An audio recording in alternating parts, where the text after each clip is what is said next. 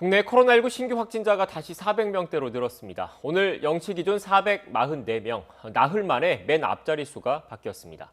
외국인 노동자 일터 등 곳곳에서 이렇게 집단 감염이 잇따른 탓입니다. 지역별로는 수도권에 신규 환자가 많습니다. 어제 하루 전체 국내 발생의 83%에 육박했습니다.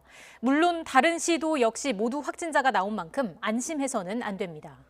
이런 상황에서 백신 접종은 비교적 순조롭게 진행되고 있습니다. 오늘 0시 기준 8만 7천여 명이 주사를 맞았습니다. 아스트라제네카 백신이 8만 5천여 명, 화이자 백신은 1,500여 명입니다. 백신 부작용 여부는 확인되지 않았지만 접종 이후 사망 사례도 나왔습니다. 요양병원 환자 2명이 아스트라제네카 백신을 맞은 이후에 숨졌습니다. 두통과 전신 무력감 등 중증 이상 반응도 처음으로 접수됐습니다. 모두 기저질환이 있는 사람들인데 방역당국은 백신과의 연관성을 조사하고 있습니다. 그럼 먼저 주요 감염 사례부터 알아보겠습니다. 어제 동두천 지역의 외국인 15명이 추가로 확진돼서 누적 외국인 확진자가 96명으로 늘었습니다. 경기도 연천 산업단지에서도 외국인 13명이 확진돼 집단 감염에 대한 우려가 커지고 있습니다. 현장에 나가 있는 취재기자 연결합니다. 손효정 기자.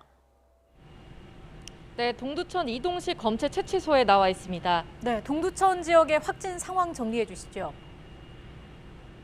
네, 조금 전부터 오후 검사가 시작됐습니다. 1시간 전부터 검사를 기다리는 사람들이 정말 많았는데요. 대부분 근처 공장 직원이나 주민들이었습니다. 이곳에선 한국인과 미등록 외국인도 연락처만 있으면 누구나 검사받을 수 있습니다. 앞서 어제 이곳에서 70명가량이 검사를 받았는데요. 보건소 관계자는 오늘 2배 이상 검사자가 많을 것으로 보고 있습니다. 간밤 사이 15명이 추가 확진돼 그제부터 확진된 동두천 지역 외국인은 모두 96명으로 늘어났습니다. 새로 추가된 확진자는 선제 검사를 통해 확진된 11명과 해외 유입 1명, 접촉자 3명입니다. 확진자가 급증하자 동두천시는 염색공단과 보산역에 코로나19 검체 채취가 가능한 시설을 긴급히 꾸렸습니다.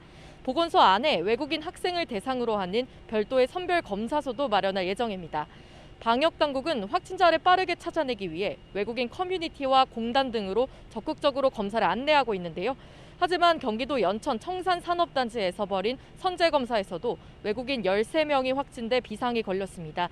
고용노동부는 외국인이 5명 이상 근무하는 사업장 가운데 기숙사가 있는 제조업체 10,000여 곳을 대상으로 한 달 동안 전수검사를 벌일 계획입니다. 당국은 방역수칙 준수 여부를 중점적으로 점검할 뿐 아니라 일부 고위험 사업장의 경우 종사자를 대상으로 진단검사를 안내할 예정입니다. 네, 그런데 감염 경로가 밝혀지지 않아서 추가 확산에 대한 걱정이 클 것 같습니다. 네, 그렇습니다. 오늘 취재진이 만난 검사 대상자 대부분 다 감염 걱정이 매우 컸는데요.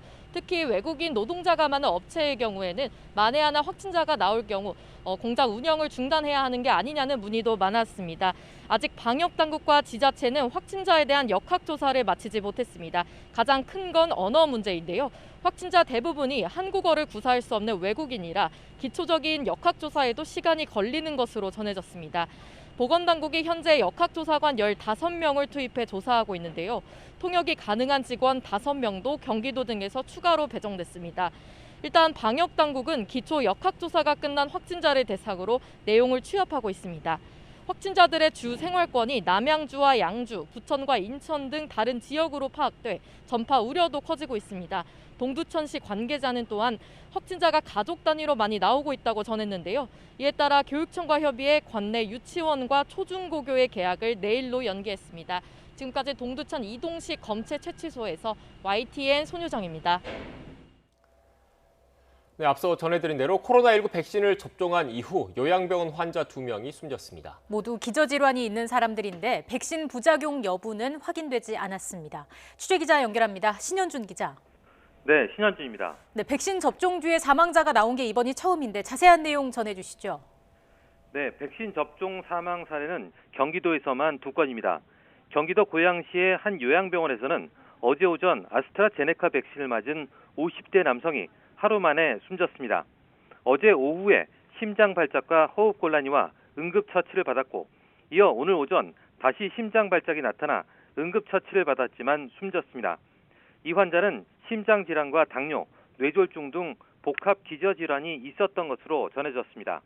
평택의 요양병원에서는 지난달 27일 백신을 맞은 60대 남성이 하루가 지나서 열과 함께 전신 근육통이 나타나 대형 병원으로 옮겨졌지만 오늘 숨졌습니다. 백신 접종 나흘 만인데 이 환자는 뇌혈관 질환 병력이 있는 것으로 나타났습니다. 중증 이상 신고도 한 건 접수됐습니다. 의정부 요양병원에서 백신 접종을 받은 50대 남성도 두통과 전신 무력감이 나타나 병원으로 옮겨졌는데 현재는 상태가 호전됐습니다. 방역당국은 이들의 사망 원인과 이상 반응이 아나필락시스 등 접종 부작용과 관련한 것인지를 밝히기 위해 역학조사를 벌이고 있습니다. 방역당국은 잠시 뒤인 오후 3시 브리핑을 열고 코로나 예방접종 이상 반응 신고 사례와 조사 경과 등을 설명할 예정입니다. 코로나 백신 접종 현황을 살펴보면 어제 하루 접종을 받은 사람은 63,644명입니다. 이로써 누적 접종자는 8만 7천 명을 넘었는데요. 국내 전체 인구를 기준으로 하면 접종률은 0.17%입니다. 이 가운데 아스트라제네카 백신 접종자는 8만 5,904명이고 화이자 백신은 1,524명입니다. 네, 지금까지 신현준 기자가 코로나19 백신 접종 이후 이상 반응 등의 사례에 대해서 정리해드렸습니다. 네, 여당이 추진하는 중대범죄수사청에 대해서 작심 비판을 한 윤석열 검찰총장이 오늘 대구에서 일선 검사들을 만납니다. 네, 대구고검에 들어가기에 앞서서 중수청에 대한 간단한 입장도 밝힐 계획인데요. 현장으로 가보겠습니다.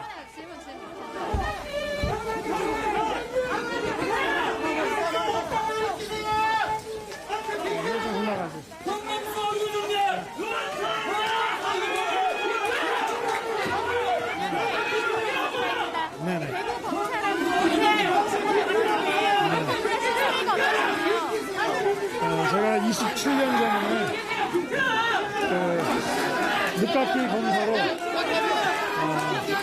사회생활을 처음 시작한 초임지입니다. 그리고 제가 또 여기서 두부에 특수부장을 했고 또 제가 몇 년 전에 어려웠던 시기에 한 2년간 저를 또 따뜻하게 품어줬던 이 고장입니다. 그래서 떠나고 5년 만에 왔더니 정말 이 감회가 특별하고 뭐 고향에 온 것 같은 그런 느낌입니다. 네. 보도도 나왔지만 경찰 수사권을 차지하는 중대범죄에 대해서 반대하셨잖아요. 네네.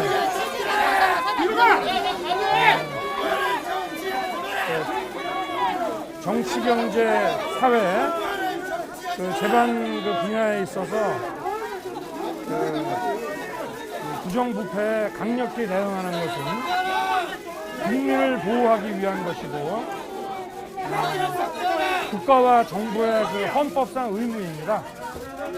그리고 이런 부정부패 대응이라고 하는 것은 적법 절차, 방어권 보장, 공판 중심주의라는 원칙에 따라서 법치국가적 대응을 해야 하는 것이기 때문에 재판의 준비 과정이 수사와 또 법정 그 재판 활동이 유기적으로 일체가 되어야만 가능한 것입니다. 근데 지금 진행 중인 이 소위 말하는 검수 완판이라고 하는 것은 어떤 부패를 완전히 통치게 하는 부패 완판으로서 헌법 정신에 크게 위배되는 것이고 국가와 정부의 헌법상 책임을 지버리는 것이라고 저는 생각합니다. 입법 추진에 맞서서 검사장 회의라든지 대응 방안을 생각하고 계신 게 있나요? 그거는 지금 우리 그 검찰 내부 의견들이 올라오면은 아마 검토를 할 것 같습니다. 네. 그럼에도 중수청법이 계속 강행이 되면은 임기 전에 모든 당신을 삭제할 수도 있다. 이렇게 좀 저희가 해석을 해도 되는 건지. 지금은 그런 말씀을 드리기 어렵습니다. 네. 혹시 정치권에서 역할을 해달라는 요청이 있는데 혹시 정치하실 의향이 있으십니까? 이 자리에서 드릴 말씀은 아닌 것 같습니다. 네.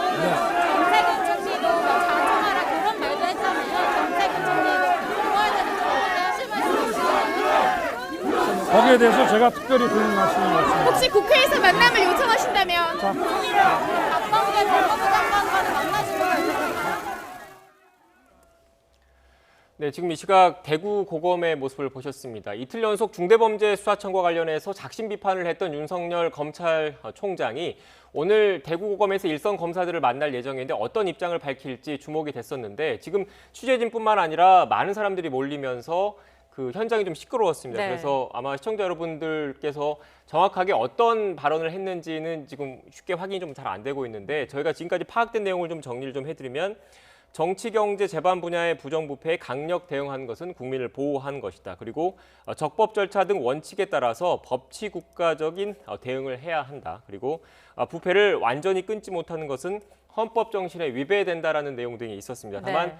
그 현장 오디오, 현장에서 워낙 소리가 시끄러워서 정확하게 관련된 어떤 발언이 있었는지는 추가적으로 현장에 또 저희 취재기자가 나가 있지 않습니까? 그 취재기자를 연결해서 한번 들어보도록 하겠습니다. 네, 저희가 대구고검에 도착한 윤 총장의 모습을 전해드렸는데 실시간으로 전해드리다 보니까 다소 화면이 거칠었습니다. 이 부분 시청자분들의 양해도 부탁드리겠습니다. 네, 이틀 연속 중대범죄수사청 추진과 관련해서 작심 비판을 했던 윤석열 검찰총장이 오늘 대구고검에서 일선 검사들 만났는데 그 현장 모습 보셨습니다. 잠시 뒤에 관련된 소식은 다시 전해드리겠습니다. 네, 이렇게 윤석열 검찰총장의 중대범죄수사청 공개 반발과 관련해서 민주당은 무대응 원칙으로 정면 충돌은 피하려는 모습입니다. 반면 국민의힘은 정권과 검찰의 갈등이 임계점에 도달한 조짐이라며 갈등을 부각하고 나섰습니다. 국회로 가보겠습니다. 최하영 기자. 네, 국회입니다. 네, 윤석열 총장의 공개 반발에 대해서 민주당은 오늘도 최대한 말을 아꼈죠. 네, 윤 총장이 정치적 행보에 나섰다며 속으로는 끓고 있지만 겉으로는 예상한 일이라면서 애써 가라앉히려는 모습입니다. 당 내부에서는 무시 전략이라는 말까지 나왔는데요. 지난해 말 이른바 추윤 갈등 당시 윤 총장의 사퇴까지 요구했던 모습과는 정반대입니다. 이번에도 정면으로 맞설 경우 다시 윤 총장의 정치적 몸집이 커질 가능성을 우려한 것으로 보입니다. 또 재보궐 선거를 한 달여 앞두고 검찰개혁 문제가 선거판을 흔들까 몸을 사리려는 기색도 역력한데요. 이런 분위기를 보여주듯 오늘 아침 회의에서 이낙연 대표와 김태년 원내대표는 윤 총장에 대해 한마디도 꺼내지 않았습니다. 대신 회의 뒤 기자들 질문에 우회적인 답변만 내놨습니다. 특별히 할 말이 없습니다. 검찰 개혁에 관한 의견이라면 법무부를 통해서 말씀 주시는 것이 더 일반적이었겠다 이렇게 생각합니다. 다만 정세균 국무총리는 윤 총장이 자중해야 한다며 이 국민을 선동하는 행태가 유감스럽다고 강하게 비판했습니다. 또 직을 걸겠다며 공개 반발한 데 대해선 정말 소신을 밝히려면 직을 내려놓고 당당하게 처신해야 한다고도 밝혔는데요. 공개적 대응을 자제한 민주당은 중대범죄수사청 설치에도 완급 조절에 나섰습니다. 이르면 이번 주에 법안을 낼 예정이었지만 시간을 정해놓은 건 아니라며 충분한 의견 수렴을 거치겠다고 밝혔는데요. 당 안팎에선 이견이 있는 만큼 의원총회와 당정 협의, 공청회 등 절차를 거치겠다는 겁니다. 이런 일정을 고려하면 법안 발의는 이달 중순이나 말쯤이 될 것으로 보이는데요. 이렇게 되면 재보궐 선거 코앞인 만큼 아예 선거 이후에 발의하는 방안도 검토하는 것으로 취재됐습니다. 이와 관련해 중수처법을 추진하는 민주당 검찰개혁특별위원회는 내일 전체 회의를 열고 구체적인 방침을 논의할 예정입니다. 네, 반대로 국민의힘은 윤 총장을 엄호하면서 여권과 검찰의 갈등을 부각하는 모습이죠. 네, 국민의힘은 이번 사태가 정권과 검찰의 갈등이 임계점에 도달했음을 보여주는 조짐이라고 꼬집었습니다. 윤 총장과 정면 충돌을 피하려는 민주당의 일침을 날린 셈인데요. 더욱이 반기를 든 윤 총장을 두둔하면서 지원 사격에도 나섰습니다. 들어보시죠. 그것이 어떻게 해서 정치적인 행보입니까? 권력이 중수청을 만들겠다고 작심하고 도발하는 데 대해서 말하지 않는다면 오히려 그것은 검찰총장의 직무유기이죠. 또 민주당이 추진하는 중대범죄수사청에 대해서도 검찰 수사를 피하기 위한 의도라며 의구심을 내보였습니다. 일당 독재 고속도로를 닦는 것과 다름없다며 국민 저항에 부딪힐 것이라고 경고도 했는데요. 이런 비판과 반발 속에서도 민주당은 중수청 설치를 관철하겠다는 입장이어서 검찰개혁을 둘러싼 갈등은 이번에도 불가피할 것으로 보입니다. 지금까지 국회에서 전해드렸습니다. 네, 박범계 법무부 장관이 수사와 기소 분리에 공개적으로 반대한 윤석열 검찰총장을 향해서 검찰의 수사권 남용도 고민해봤으면 좋겠다고 밝혔습니다. 박 장관은 오늘 법무부 청사 출근길에 취재진과 만나 수사와 기소 분리가 검찰권 남용이나 직접 수사가 가진 여러 문제점을 극복하자는 차원에서 나온 주제라면서 범죄 대응이나 반부패 수사 역량도 중요한 화두지만 그 또한 적법 절차와 인권 보호 관점에서 봐야 한다고 말했습니다. 다만 박 장관은 한명숙 전 총리 수사팀의 위증 강요 사건을 조사해온 이문정 대검찰청 감찰정책연구관의 업무 배제 논란에 대해선 대검이 그동안 어느 쪽에 유리하든 불리하든 수사를 못하게 해서는 안 된다고 말해오지 않았느냐며 유감을 표명했습니다. 김학의 전 법무부 차관에 대한 불법 출국 금지 의혹 사건을 수사하는 검찰이 수사 대상이 검사인 사건들을 고위공직자 범죄수사처로 넘겼습니다. 공수처 1호 사건이 될지 주목됩니다. 취재기자 연결해서 자세한 내용 들어보겠습니다. 나혜인 기자. 네, 사회부입니다. 네, 검찰이 피의자가 현직 검사들인 일부 사건들만 공수처로 넘긴 거죠? 네, 수원지방검찰청은 오늘 김학의 전 차관의 불법 출국 금지 의혹에 연루된 피의자들 가운데 검사에 대한 사건을 공수처에 넘겼다고 밝혔습니다. 다른 수사기관이 검사의 고위공직자 범죄 혐의를 발견하면 사건을 공수처에 넘겨야 한다는 공수처법 제25조 제2항에 따른 겁니다. 이에 따라 수사기록 등 관련 서류도 오전 11시쯤 공수처에 도착했습니다. 이번에 공수처로 넘겨진 수사 대상은 재작년 김 전 차관에 대한 긴급 출국 금지를 요청한 당사자인 이규원 당시 대검찰청 과거사 진상조사단 검사와 위법 소지를 알고도 외압을 행사해 수사를 막은 의혹을 받는 이성윤 서울중앙지검장 등 현직 검사들입니다. 먼저 이규원 검사는 재작년 이미 무혐의 처분이 난 사건 번호로 김 전 차관의 긴급 출국 금지를 요청하고 이후 법무부에 가짜 내사 번호를 기재한 사후 승인 요청서를 제출한 의혹을 받고 있습니다. 이성윤 지검장은 당시 대검 반부패 강력부장으로서 그때 불법 출국 금지 정황을 포착한 수원지검 안양지청의 수사를 외압으로 중단시켰다는 의혹을 받습니다. 이규원 검사는 지난달 4차례 수원지검에서 피의자 조사를 받았고 이성윤 지검장은 3차례 소환 요구를 받았지만 모두 불응했습니다. 공수처로 이처분됐지만 이번 사건이 공수처 1호 사건이 될지는 아직 미지수입니다. 공수처가 아직 검사 인사위원회도 꾸리지 못하는 등 수사 인력을 갖추지 못한 현실적 한계가 있기 때문입니다. 이 때문에 공수처가 수원지검으로 사건을 다시 넘길 가능성도 있다는 관측이 나오고 있습니다. 이와 관련해 이성윤 지검장은 입장문을 통해 공수처법의 입법 취지상 공수처로 넘어간 검사 연루 사건을 검찰이 되돌려받을 수는 없다고 주장했습니다. 검사 범죄 혐의에 관한 이첩 조항은 사건을 재이첩할 수 있다는 규정과 별도로 강행 규정이자 의무 규정인 만큼 공수처의 전속 관할이라고 해석한 겁니다. 이와 관련해 김진욱 공수처장은 오늘 우선 사건 기록을 보고 내용을 파악한 뒤 지금 시점에서 실행할 수 있는 가장 적절한 방안을 찾겠다고 말을 아꼈습니다. 다만 처장과 차장이 법조인이고 파견 수사관 10명도 있어 공수처가 수사 능력이 전혀 없는 상황은 아니라며 직접 수사 가능성도 아주 닫아놓지는 않았습니다. 지금까지 사회부에서 YTN 나혜인입니다. 조금 전 들어온 소식 전해드리겠습니다. 문재인 대통령은 한국토지주택공사 LH 직원들의 부동산 투기 의혹과 관련해서 3기 신도시 전체를 대상으로 신규 택지 개발 관계 기관에 대해 토지거래 전수조사를 지시했습니다. 강민석 청와대 대변인의 브리핑 내용을 직접 들어보시겠습니다. 문재인 대통령은 광명시흥 신도시 투기 의혹과 관련해 다음과 같이 3가지 사항을 오늘 오전 정부에 지시했습니다.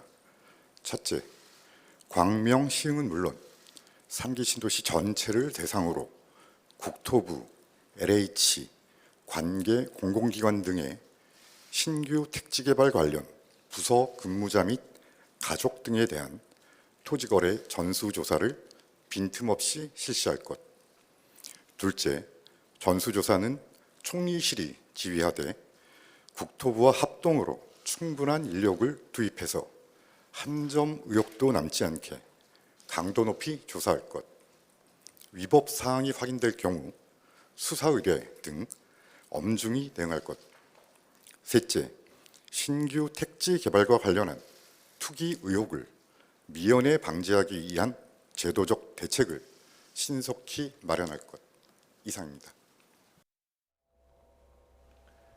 네, 어제 참여연대 등이 지금 3기 신도시와 관련해서 한국토지주택공사 LH 직원들의 투기 의혹을 제기했었고 네. 정세균 총리가 어제는 즉각적인 그러니까 조사를 지시를 했지 않습니까? 이에 이어서 오늘은 문재인 대통령도 관련된 발언이 있었습니다.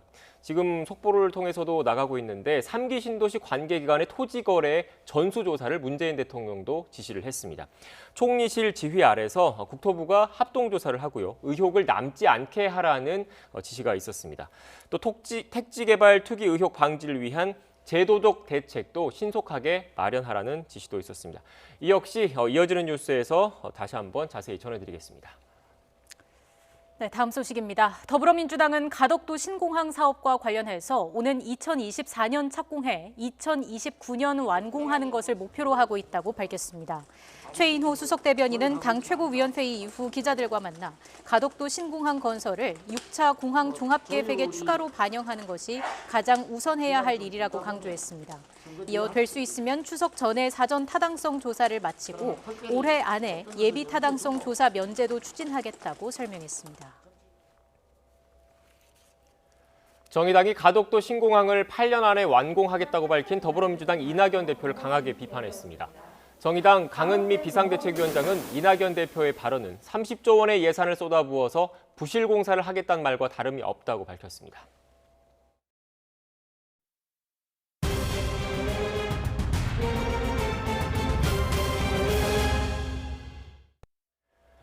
백신 부작용 때문인지는 확인되지 않았지만 아스트라제네카 백신 접종 이후 숨지는 사람 사례가 나왔습니다. 또 두통과 전신 무력감 등 중증 이상 반응 사례도 접수됐습니다. 방역당국은 백신 접종과의 연관성을 조사하고 있습니다. 전문가와 함께 현재 상황 짚어보겠습니다. 김정기 고려대 약학대학 교수 나오셨습니다. 어서 오십시오. 네, 안녕하세요. 안녕하세요. 교수님 먼저 백신 접종 현황부터 지금 여쭤볼게요. 현재 순조롭게 진행되고 있다 이렇게 봐도 되겠습니까? 그렇죠. 지금 스케줄대로 잘 진행이 되고 있다 이렇게는 보고 있습니다. 현재까지 한 8만 7천여 명 정도가 접종이 된 걸로 알려지고 있거든요. 근데 지금 수치 정도면 일단은 더 빨라질 수도 있습니다만 향후에 2분기 정도면 일반적인 국민들을 대상으로 한 접종이 시작되면 훨씬 더 빨라질 수 있다 이렇게는 보고 있습니다. 그러니까 네. 지금은 제한된 인원에 대해서 실제로 선별적으로 이제 백신 접종이 이루어지다 보니까 이제 그 스케줄대로 진행은 되고 있다. 그리고 지금 정도의 속도도 굉장히 빨리 진행이 되고 있다. 이렇게 평가는 하고 있습니다. 예, 지금 그리고 백신 부작용 여부는 확인되지 않았습니다만 저희가 전해드린 것처럼 요양병원 환자 2명이 아스트라제네카 백신을 맞은 이후에 숨지는 사례가 나왔거든요. 이 부분은 어떻게 보세요?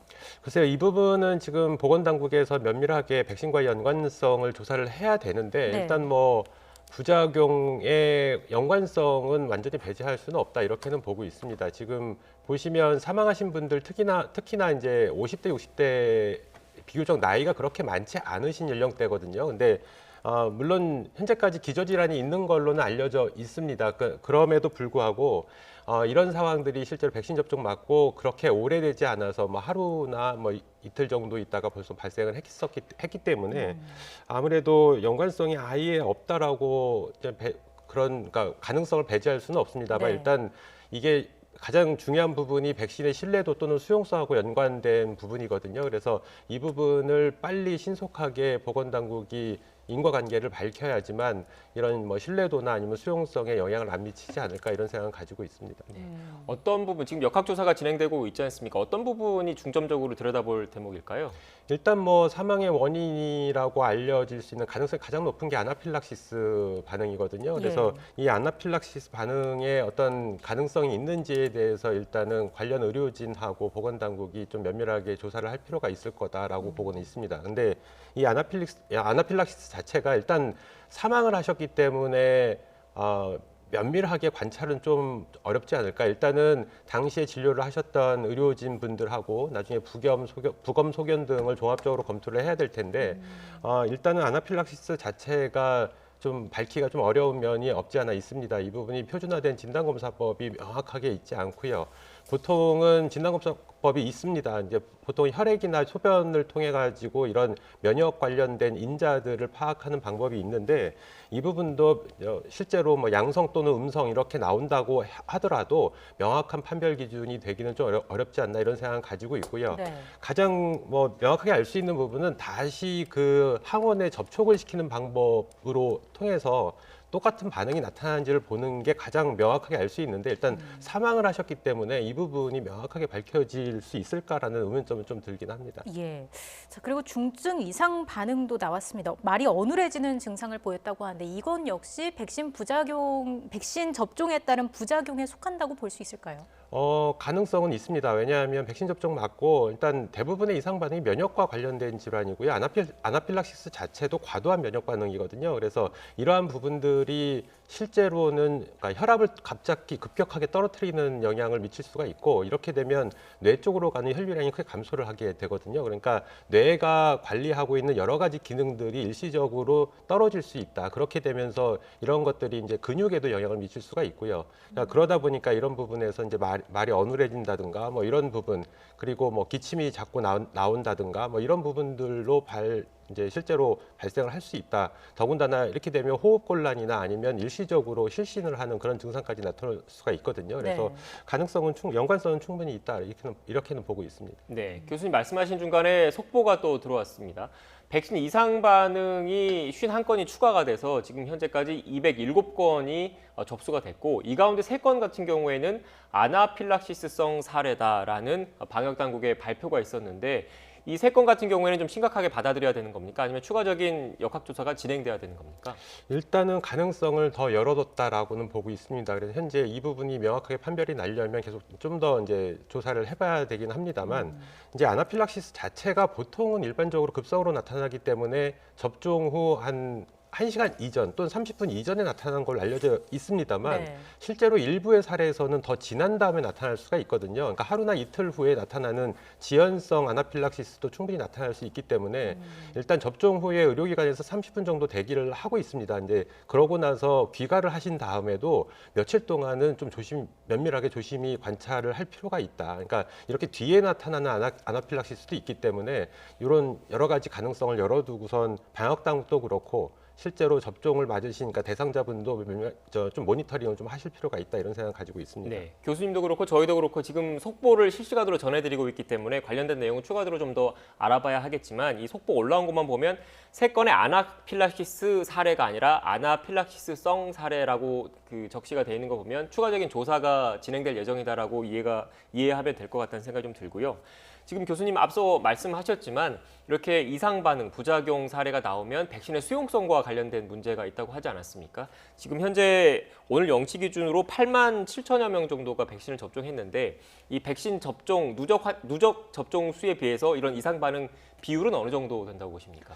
현재까지 글쎄 당초에 이제 여러 가지 해외 사례들을 기준으로 봤을 때는 지금 우리나라에서 발생하고 있는 건이 조금 더 높은 빈도로 발생을 하는 거가 아닌가 이런 생각 조심스럽게 보고는 있습니다. 근데 실제로 해외 사례 같은 경우에도 해당 국가에서 면밀하게 구체적인 어떤 데이터를 제공을 안 하다 보니까 실제로 우리나라 보건당국도 이런 것들 종합적으로 좀 조사를 하기에는 좀 어려움이 있을 거다라고는 보고 있는데 일단 현재까지 이제 9만 명 정도가 백신 접종을 맞고 그 중에 한 0.17%에서 이상 반응이 보이고 그리고 좀 실제로 이제 지금 사망을 하는 사례, 그러니까 지금 연관성이 좀 명확하게 밝혀지지는 않았습니다만 이런 사례들이 나오게 되면서 조금은 방역당국에서도 이 부분에 대해서 면밀하게 좀 검토를 할 필요가 있다라는 생각을 가지고 있습니다. 예. 네, 교수님 그런데 일단 이렇게 사망하는 사례, 물론 추가적인 역학조사가 진행되고 부작용 여부도 확인되지 않았습니다. 그리고 이상 반응도 연관성을 계속 조사를 해야 되겠지만 이렇게 접종 이후에 이런 사례가 나오면서 아무래도 불안감이 커질 수밖에 없는 게 사실이거든요. 그런데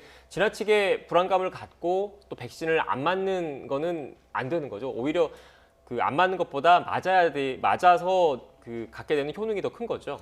그럼요. 이게 지난 작년에 우리 독감 백신 후에 사망하는 사례가 여러 건 있었는데 이제 종합적으로 지금에 와서 결론이 난 거는 직접적인 백신과의 연관성은 없다라고 됐습니다. 그러니까 당시에 그런 문제들이 발생을 하면서 접종률이 크게 떨어졌거든요. 그러니까 독감 백신 같은 경우에는 일단은 그 당시에 또 저도 언급을 한 부분이 있습니다만 올해는 독감이 생각보다 크게 유행하지 않을 거다라는 얘기를 했었거든요. 근데 네. 코로나19는 다른 상황이에요. 코로나19는 이 계속 현재 진행형이고 앞으로 백신 접종이 기본적으로는 이제 코로나19 상황, 그러니까 우리가 일상으로 돌아가는 데에 도움을 많이 줄 수 있는 부분이기 때문에 국민들께서는 일단은 연관성이 명확하게 밝혀진 것도 아니고 이러한 상황에서 접종은 계속 진행이 돼야 된다 이렇게 보고 있고요. 그리고 이 백신 접종을 안 맞았을 때와 맞았을 때의 어떤 손익 부분을 비교를 하면 일단 접종을 하시는 게 잠재적인 우위에 있다 이렇게는 보고 있고 지금 기본적으로 요양병원, 요양원을 대상으로 해서 접종이 이루어지다 보니까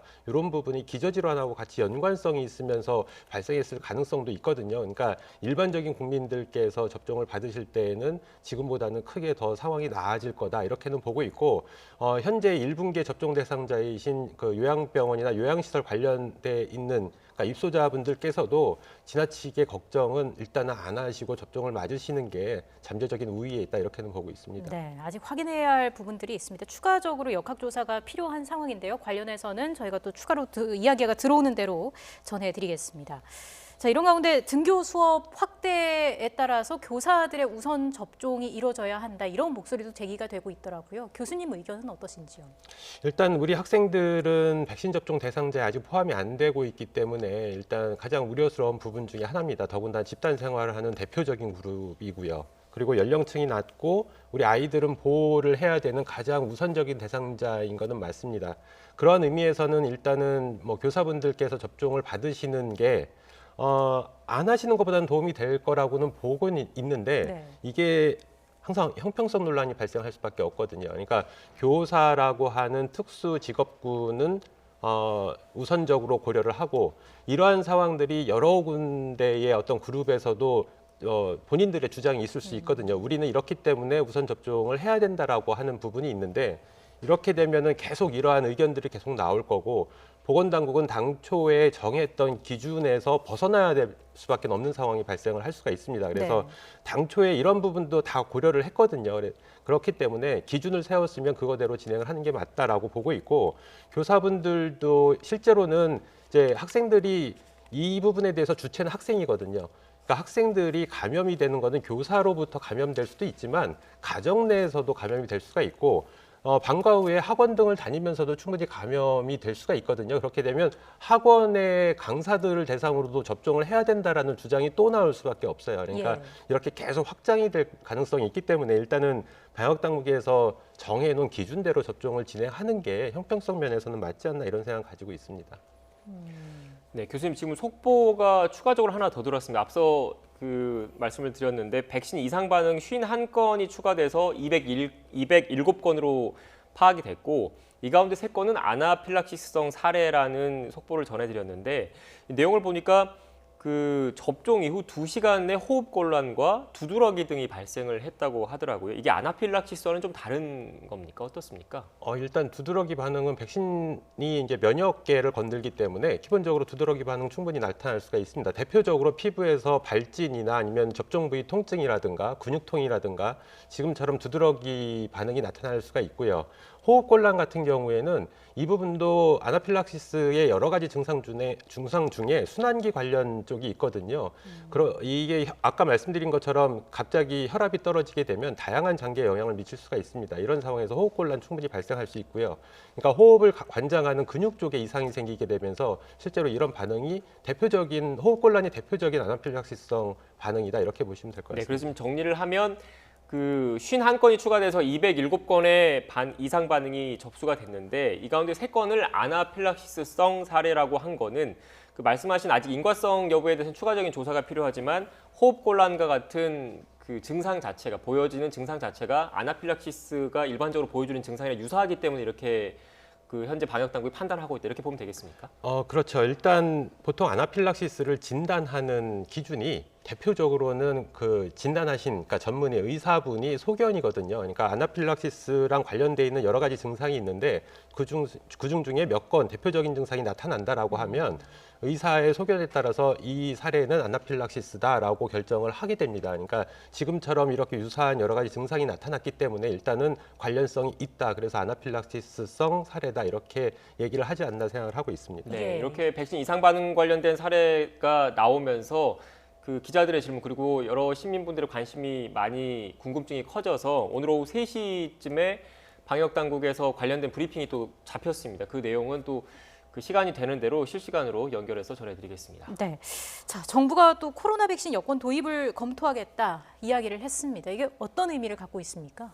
일단 백신 접종을 하게 되면 접종을 했다라는 증명서를 발급한다라고 보시면 될 것 같고요. 지금 뭐 이스라엘 쪽에서는 그린 패스라는 이름을 사용을 하고 있거든요. 그렇다 보니까 이건 백신 여권 이렇게 얘기를 하고 있는데 이 부분 백신 여권이라는 말이 우리가 보통 해외에 나갈 때 쓰는 그러니까 여권의 의미를 가지고 있습니다. 근데 그런 의미뿐만 아니라 실제로 한 그룹, 그러니까 국내에서도 다양한 다중이용 시설을 이용을 할 때 백신 접종에 대한 증명서가 있으면 실제로 이용을 할 수 있게 허용을 하는 이런 제도가 복합적으로 작용한 게 백신 여권이다 이렇게 보시면 될 것 같습니다. 네, 교수님 오늘 백신 접종 이후에 이상 사례 그리고 아직 정확한 부작용 여부인지는 확인되지 않았지만 숨지는 그 사망 사례까지 나오면서 관련된 얘기를 집중적으로 나눠봤는데 이런 그 우려, 국민적인 우려, 불신을 좀 없애기 위해서는 결국 빨리 그 인과관계를 규명을 해서 투명하게 공개하는 게 바른 방법이겠죠? 그렇죠. 가장 중요한 게 신속성과 투명성, 보다 더 중요한 게 투명성입니다. 그래서 보건당국이 조사를 빨리 진행을 하고 이 결과를 실제로 가감없이 투명하게 공개를 하는 게 백신의 어떤 수용성하고 직접적인 연관성이 있다 이렇게 보시면 될 것 같습니다. 네, 교수님께서 이렇게 말씀하셨는데 잠시 뒤에 오후 3시쯤에 현재까지 조사 결과를 방역당국이 발표를 한다고 합니다. 생중계로 전해드리겠습니다. 지금까지 김정기 고려대 약학대학 교수와 함께 코로나19 관련된 이야기 나눴습니다. 고맙습니다. 감사합니다.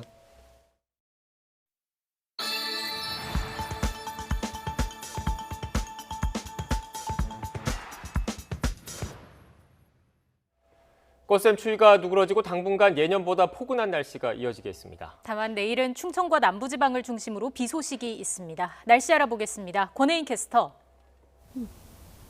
네, 평화의 공원에 나와 있습니다. 네, 추위가 누그러지고 지금 바깥 날씨가 포근하다고요? 네, 반짝 찾아온 꽃샘 추위가 누그러지고 기온이 껑충 올랐습니다. 현재 서울 기온이 영상 9.3도로 포근한데요. 앞으로 기온은 오름세를 보이면서 내일 서울의 한낮 기온이 13도, 모레는 무려 16도까지 오르면서 4월 초순에 해당하는 날씨를 보이겠습니다. 낮에는 이렇게 포근한 날씨가 이어지지만 해가 지고 나면 금세 쌀쌀해집니다. 입고 벗기 쉬운 겉옷으로 체온 조절 잘 해주셔야겠습니다. 오늘과 달리 내일은 충청과 남부지방을 중심으로 비 소식이 있습니다. 비는 내일 오전 제주와 전남을 시작으로 오후에는 그 밖에 남부와 충청, 경기 남부와 강원 남부지방까지 확대하겠고요. 서울에도 오후 한때 빗방울이 떨어지는 곳이 있겠습니다. 예상되는 비의 양은 제주도에 최고 60mm, 전남 남해안과 경남 해안에 최고 40mm고요. 그 밖에 내륙에 5에서 20mm입니다. 내일 출근길에는 기온이 영상권을 보이면서 크게 춥지 않겠습니다. 서울의 아침 기온이 2도, 대전 1도, 광주 4도, 부산은 6도로 오늘보다 3에서 6도가량 높겠습니다. 낮 기온은 10도를 웃돌며 포근하겠습니다. 서울 낮 기온 13도, 대전과 광주 12도, 부산은 15도로 오늘보다 1에서 4도가량 높겠습니다. 당분간 아침과 낮과 밤의 기온차가 10도에서 많게는 20도가량 크게 벌어지겠습니다. 환절기 면역력이 약해지기 쉬우니까요. 옷차림과 함께 건강관리에도 신경 써주셔야겠습니다. 지금까지 평화의 공원에서 YTN 권혜인입니다.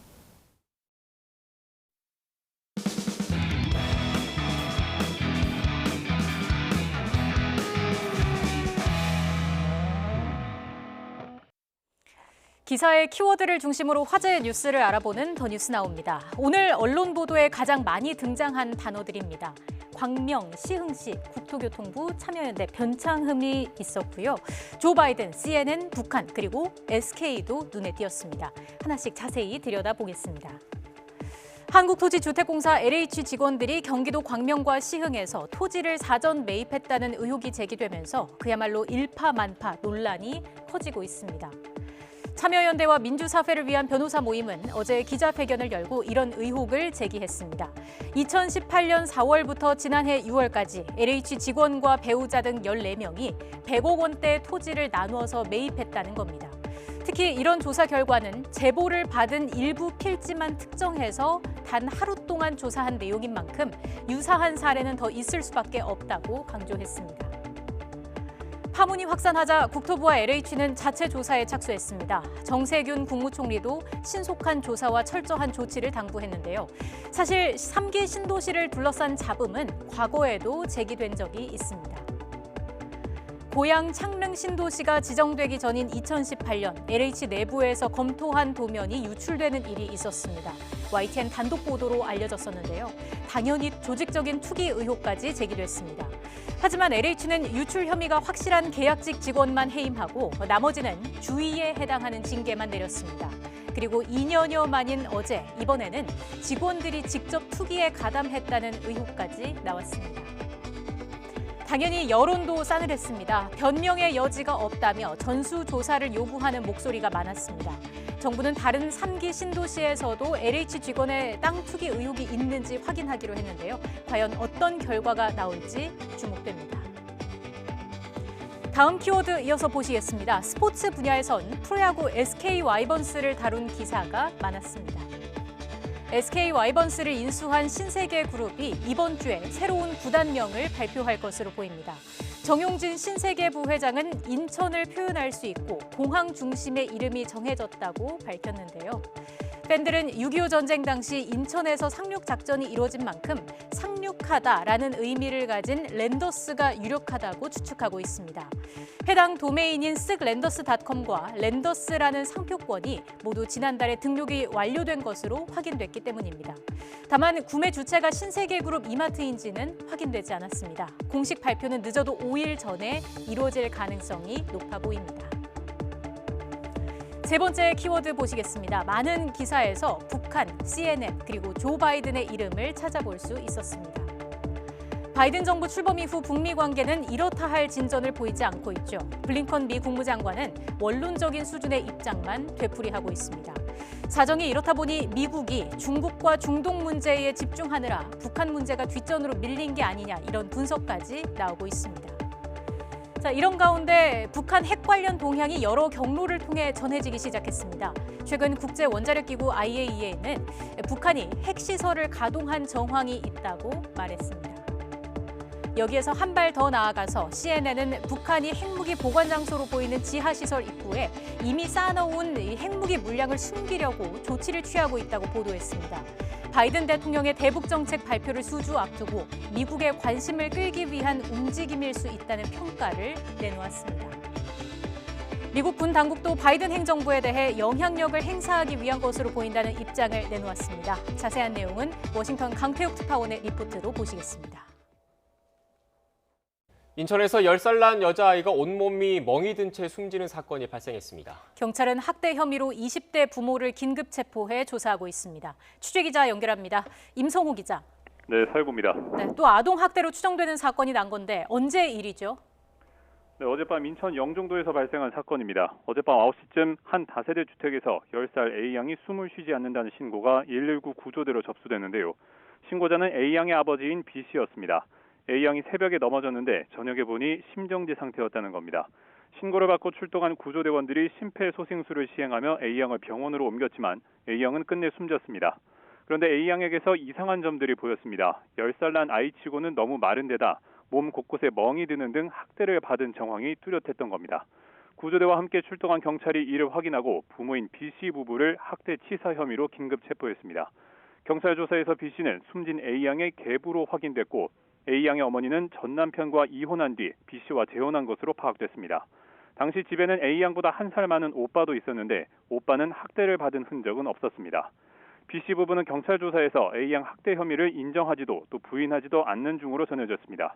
경찰은 정확한 사인을 파악하기 위해서 국과수에 A양 부검을 의뢰하고 B씨 부부에 대해선 살인죄를 적용해 구속영장을 신청하는 방안을 검토하고 있습니다. 네, 인천에서 지난해에도 비슷한 사건이 있었죠. 6살 여자아이가 온몸에 멍든 채 숨진 사건이었는데 당시 외삼촌 부부가 피의자로 긴급 체포됐다가 석방됐지만 이번에는 구속영장이 발부됐다고요. 네, 그렇습니다. 지난해 8월 인천 중구의 한 아파트에서도 6살 시양이 온몸에 멍이 든 채 심정지 상태로 발견됐었습니다. 당시 함께 살던 외숙부 부부는 이 조카가 구토를 하고 쓰러진 뒤에 의식이 없다며 119에 신고했었는데요. 시양도 당시 인근 병원으로 옮겨졌지만 끝내 숨진 바 있습니다. 시양은 어머니와 함께 외가에서 지내다가 숨지기 넉 달 전인 지난해 5월에 외숙부 부부 집에 맡겨졌던 것으로 파악됐습니다. 경찰은 당시 온몸에서 멍을 발견하고서 외숙부 부부를 긴급 체포했다가 구속영장은 신청하지 않고 석방했습니다. 이후 6개월 동안 보강 수사를 한 뒤 최근 구속영장을 신청했는데요. 외숙부 부부는 경찰 조사에서 조카를 때린 적이 없고 멍도 왜 생겼는지 모르겠다면서 혐의를 줄곧 부인한 것으로 알려졌습니다. 하지만 경찰은 시양이 외력에 의해서 사망했을 가능성이 크다는 법의학자의 의견과 추가 정황 증거 등을 확보해서 이들에 대한 구속영장을 신청했습니다. 또 최근 영장 심사를 진행한 법원은 외숙부 부부가 증거를 인멸할 우려가 있다면서 구속영장을 발부했습니다. 경찰은 사건을 조만간 검찰에 넘길 예정입니다. 지금까지 사회부에서 YTN 임송호입니다. 양부모의 학대로 숨진 16개월 입양아 정인이 사건의 재판이 다시 열린 가운데 양모인 장모 씨가 외출할 때 정인이를 자주 방치했다는 증언이 나왔습니다. 오늘 오전 10시부터 서울 남부지방법원에서 열린 정인이 양부모에 대한 추가 공판의 증인으로 나온 이웃주민 A씨는 정인이 입양 후 양모 장 씨와 15차례 정도 집 밖에서 만났는데 이 가운데 5차례는 정인이를 데려오지 않았다고 증언했습니다. 재판에서 양부모 변호인 측은 양모가 정인이 좌측 쇄골 등을 골절시킨 공소 사실을 인정했지만 일부 공소 사실은 기억이 나지 않는다고 주장했습니다. 네, 앞서 속보로도 전해드렸는데요. 문재인 대통령의 한국토지주택공사죠. LH 직원들의 부동산 투기 의혹과 관련해서 3기 신도시 전체를 대상으로 한 전수조사를 지시했습니다. 네, 취재기자 연결해서 자세한 소식 들어보겠습니다. 홍선기 기자. 네, 청와대입니다. 네, 문 대통령이 3기 신도시 전체를 대상으로 전수조사를 지시했다고요. 네, 문재인 대통령은 LH 직원들의 광명 시흥 신도시 투기 의혹과 관련해 3가지를 지시했습니다. 그중 첫 번째가 3기 신도시 전체에 대한 토지거래 전수조사입니다. 조사 대상자는 국토부와 LH는 물론 관계 공공기관 등의 신규 택지개발 관련 부서에서 근무하는 직원과 가족 전체입니다. 문 대통령은 3기 신도시 전체에 대해서 관계기관 직원은 물론 가족까지도 토지거래를 빈틈없이 전수조사하라고 지시했습니다. 또 이번 전수조사는 국무총리실에서 지휘를 하고 국토교통부가 합동으로 충분한 인력을 투입하라고 주문했습니다. 강도 높게 조사를 해서 위법사항이 확인될 경우에는 수사 의뢰 등 엄중하게 대응하라는 주문도 덧붙였습니다. 마지막으로 신규 택지 개발과 관련한 투기를 방지하기 위한 대책 마련도 주문했는데요. 관련 투기 의혹을 미연에 방지하기 위한 제도적인 대책을 마련하라는 겁니다. 앞서 정세균 국무총리도 어제 관련 의혹이 제기되자 철저한 조사를 지시하기도 했습니다. 정 총리에 이어서 오늘은 문 대통령이 직접 강도 높은 조사를 지시한 것은 이번 LH 직원들의 투기 의혹을 청와대가 심각하게 보고 있다는 반증으로 해석됩니다. 지금까지 청와대에서 YTN 홍성기입니다. 네, 이렇게 문재인 대통령의 지시가 있었는데 한국토지주택공사 LH 직원 10여 명이 광명 시흥 신도시에서 100억 원대 땅 투기를 했다는 의혹에 대해서 경찰도 수사에 착수했습니다. 경기 남부경찰청은 오늘 시민단체 활빈단이 땅 투기 의혹을 받는 LH 직원들을 이해충돌 방지 의무 위반 등의 혐의로 고발한 사건을 경찰청 국가수사본부에서 넘겨받아서 수사에 착수했다고 밝혔습니다. 천만 서울로 불리던 서울시의 인구가 32년 만에 1,000만 명 미만으로 줄었습니다. 서울시는 관내 내국인 주민등록 인구와 외국인 등록 인구를 더한 총 인구가 지난해 말 기준 991만 1,088명으로 집계됐다고 밝혔습니다. 연령별 인구 증감을 보면 0세에서 4세 인구가 10.26% 줄어든 반면 85세에서 89세 인구는 11.42% 증가해 급격한 저출산 고령화 현상을 보였습니다.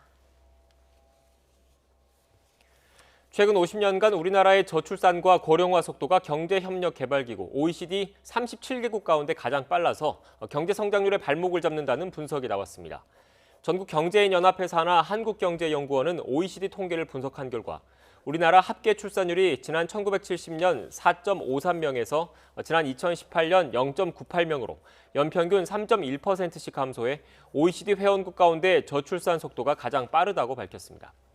고령화 증가율은 지난 1970년에서 2018년 연평균 증가율이 3.3%로 역시 OECD에서 가장 높았습니다.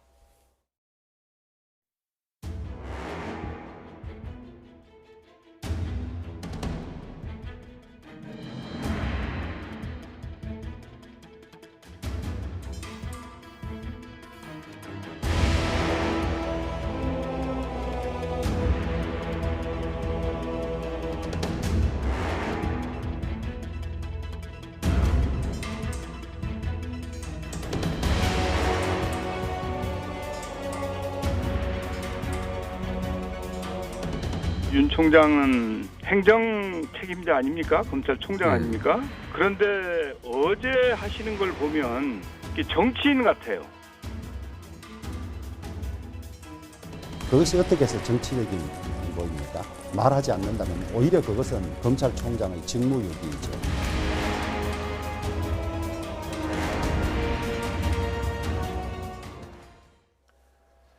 중대범죄수사청 설치를 놓고 윤석열 총장이 연일 공개 비판에 나섰습니다. 검찰 개혁에 대한 반발일까요? 중대범죄 수사의 공백을 우려하는 목소리일까요? 여야 양측의 의견을 들어보겠습니다.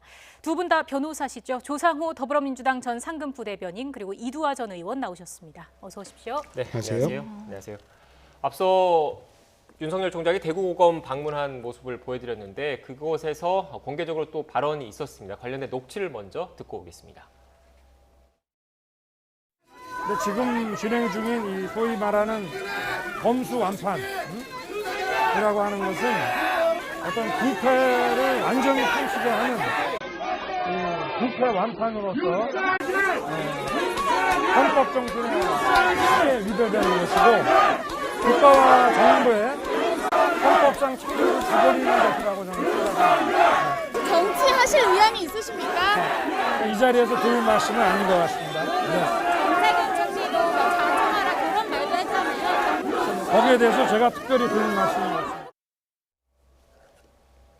네, 오늘 오후 대구고검 앞에서 윤석열 검찰총장이 기자들에게 한 발언입니다. 좀 눈에 띄는 게 검수완박, 부패완판이라는 말인데 좀 설명을 좀 해드리면 검수완박이라는 것은 검찰 수사권을 완전히 박탈한다는 얘기지 않습니까? 그런데 검찰 수사권이 완전히 박탈이 되면 부패완판, 부패가 완전히 판을 친다라는 이런 의미인 것 같은데 어떻게 들으셨습니까?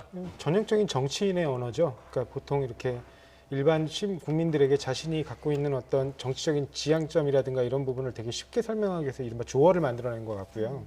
지금 표현 방식도 보면 이제 한 국가의 어떤 행정부의 중요 조직의 수장으로서 어떤 법률적인 의견이라든가 조직의 앞으로의 장래나 미래에 대한 지향점에 관련돼서 정책적 의견을 제시하는 게 아니라 뭐 헌법 파괴, 헌법 무시, 뭐 그다음 내지는 뭐 법치주의가 붕괴, 뭐 이런 굉장히 자극적이고 감정적인 언어를 쓰면서 얘기를 하고 있거든요. 그러니까 이분이 실제로 중수청의 어떤 부분이 헌법에 문제가 있고 아니면은 그 국민의 인권 보장에 문제가 있고 그다음에 부패 범죄를 척결하는데 미흡한지에 대해서 지적하는 건 하나도 없어요. 내용은 없이 그냥 감정적 선동어구만 잔뜩 들어 있습니다.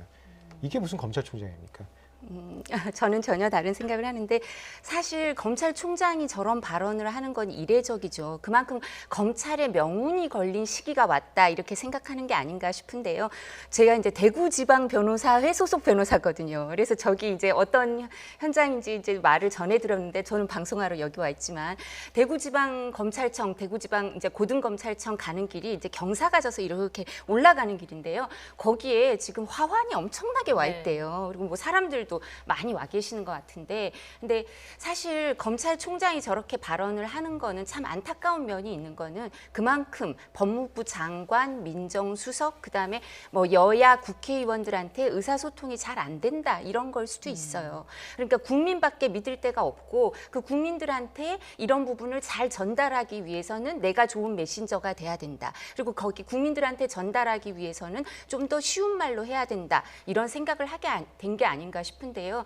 이제 집무실에서 이제 인터뷰를 했다고 하는데 그 뒤에 걸려 있는 게 국민의 검찰, 공정한 검찰 이런 게 걸려 있었다 그러는데 휘호가 뭐 오늘 어제 건 게 아니고요. 처음부터 그렇게 걸려 있었고 그리고 윤석열 검찰총장은 일관된 사람이에요. 저 사람이 갑자기 저런 발언을 쓰고 민주주의 파괴, 뭐 헌정질서 파괴, 헌법 파괴 이런 말을 처음 쓰시는 분이 아니고요. 고시 공부할 때부터 그랬던 분이고요. 서울중앙지방검찰청 검사 시절에 조모 검사장한테 그 법사위 상임위에서 국정감사 현장에서 이렇게 반박하는 발언을 할 때도 저런 발언을 했던 분이고요. 그걸 알고 중앙지검장 시켰고 검찰총장 시킨 분이고요. 그리고 검찰 개혁에 대해서 뭐 이게 검찰 개혁에 대한 반란이 아닌가 이런 말씀을 하시는 분들이 있는데 그거는 검찰 개혁에 대한 정의를 달리하는 거죠. 검찰 개혁이라는 게 어떤 겁니까? 정치적 중립성을 보장하자는 거고 독립성을 보장하자는 거고 유권 무죄, 무권 유죄 안 되고 유전 무죄, 무전 유죄 안 되고 예. 그다음에 국민들한테 도움이 되는 검찰 개혁이 돼야 되는 거 아니겠습니까? 그러니까 대통령께서도 말씀하셨다 그러잖아요. 수사 대응 능력, 전체 수사 총량이 줄어들어서는 안 된다. 그러니까 전체 수사 총량이 줄어들지 않는 방향으로 반부패 수사 대응 능력이 줄어들지 않는 방향으로 나가기 위해서는 지금 중대범죄수사청은 받아들이기가 어렵다라고 말을 하는 거고요. 그 통계나 구체적인 수치는 대검찰청 뭐 국제협력관 얘기도 있고요. 그리고 국정감사 현장에서 증권범죄 합수단이 없어지고 어떻게 수사가 이루어지고 있는지 그다음에 중앙지검의 현재 상황이 어떤지 수사 대응 능력 이런 거 다 나오고 있으니까요. 구체적인 수치가 없다고 말할 수도 없습니다. 예, 오늘도 강도 높은 발언이 이어졌고요. 일단 그리고 또 정치 관련 질문에는 정치 의향을 지금 드릴 말씀이 아니다 이야기를 했습니다. 어떻게 봐야 될까요? 이게 계속해서 정치적인 행보를 하고 있다고 생각을 합니다. 그러니까 본인 스스로가 만약에 정말 진정성을 가지고 이 검찰 개혁안 이번에 그 여당에서 추진하고 있는 그 이른바 중수청안이 문제가 있다고 한다면 그 행정부의 조직에 행정부에 속한 조직의 수장으로서 의견서를 내든가 차분하게 대응을 했겠죠. 근데 그거에 별로 관심 없는 겁니다. 본인 스스로도 인터뷰에서 뭐라 그랬냐면 100번 직을 걸더라도 이걸 막을 수 있다면 직을 걸 수 있겠지만 그럴 수 있는 일이 아니다. 아니라는 거 알아요. 왜냐하면 본인은 스스로 독립한 헌법기관도 아니고 국회의원처럼 그러면 국회의원과 같이 무슨 어떤 정책적 입장을 제시할 지위에 있지 않거든요.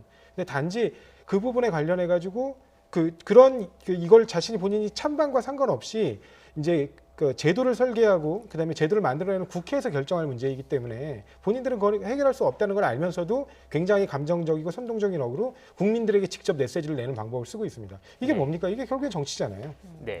오늘 오후 3시부터 백신 관련해서 브리핑이 잡혀 있어서 좀 더 속도감 있게 진행을 하겠습니다. 중대범죄수사청 지금 윤석열 검찰총장이 연일 작심 비판을 하고 있는데 두 분 다 변호사분이시니까 바로 그 내용을 좀 짚어볼게요. 어떤 내용입니까?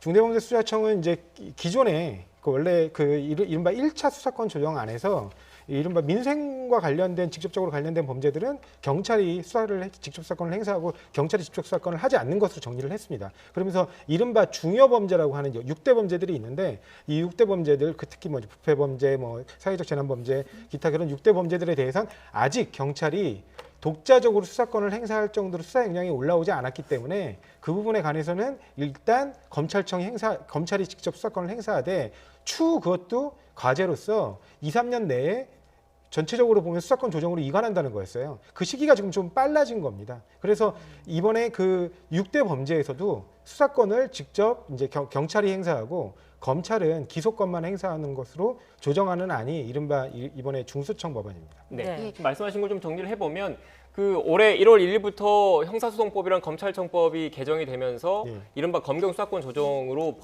검찰이 직접 수사할 수 있는 범죄가 6대 범죄로 줄었잖아요. 불과 2달도 채 안 됐는데 바로 이렇게 하는 그 중수청을 추진하는 게 좀 졸속 아니냐 이런 지적도 나오고 있는 것 같아요. 예, 시행착오와 성과를 알아보고요. 그 부분을 반영을 하면 되죠. 지금 2개월밖에 안 돼서 저희 변호사님도 계시지만 저희 이제 대구지방은 변호사의 단톡방이 있어요. 그러면 불송치 결정을 경찰이 하고 난다. 그럼 이게 이의 제한 기간이 얼마까지냐? 이의 제한 기간이 규정집에 없어요.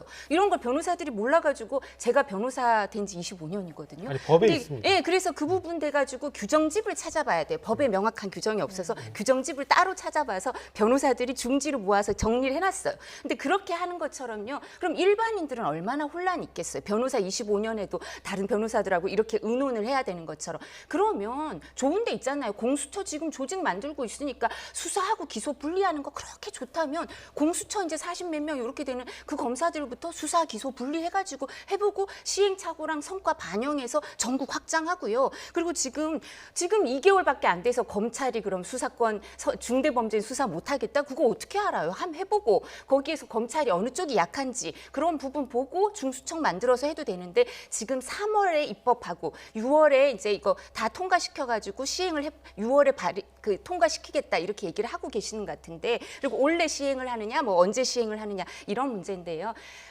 지금 국회에서 검찰개혁특위라고 있죠. 저도 법사위원도 해봤고 사법개혁특별위원도 해봤는데요. 저는 검찰개혁특위 이렇게 사법개혁특별위원회가 아니라 검찰개혁특위라고 된 건 처음 본 것 같은데 특위위원들이 아주 중점적으로 행사해요. 이런 그 특별위원회가 있으면 전문가들이 들어가 있기 때문에 그리고 당론이 결정 안 됐다 하더라도 당론에 특위위원들이 영향을 많이 끼치고 전반적으로 그게 또 법안이 성사가 많이 돼요. 그렇다면 특위위원들이 이렇게 얘기를 하고 있으면 이 시점에 이제 지금 이번 주까지 각 일선 검찰청에서 의견을 모아서 달라고 했으니까요. 그리고 지금 일반 그 검사들뿐만 아니라 실제로 불안해하는 사람들은요. 일반직이 불안해요. 일반직이 더 많죠, 검사보다 숫자가. 근데 그분들이 중수청이 생기면 우리는 어떻게 해야 되나 뭐 이런 게 되게 불안해하니까 검찰총장으로선 이런 데 대해서 의견을 수렴하면서 그 조직에 대해서 동료를 가라앉히기 위해서라도 이런저런 얘기를 하고 표명을 할 수밖에 없고요. 네. 지금 뭐 민정수석도 아무 역할도 안 하시고 법무부 장관은 나는 장관이기 전에 국회의원이라고 하시니까 제가 한 말씀만 이 부분에 드리면 대해서는 중수처, 예, 그러니까 예. 이른바 공수처에 대해서 그럼 거기서부터 수사권, 기소권 분리하면 되는 거 아니냐 말씀을 하시는데 윤석열 총장이 뭐라 그랬습니까? 본인이 부패범죄, 부패한판이라는 표현까지 쓰면서 부패범죄에 대한 대응력이 약화된다. 부패범죄에 대한 대응력이 약화되는 게 주로 우리 사회에서 힘 있는 고위공직자 아닙니까?